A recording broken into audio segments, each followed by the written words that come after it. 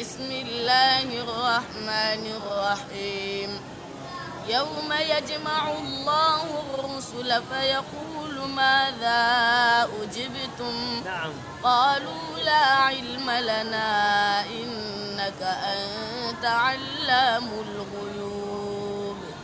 إذ قال الله يا عيسى ابن مريم اذكر نعمتي عليك وعلى والدتك إذ أيدتك بروح القدس تكلم الناس في المهد وكهلا وإذ علمتك الكتاب والحكمة والتوراة والإنجيل وإذ تخلق من الطين كهيئة الطير بإذني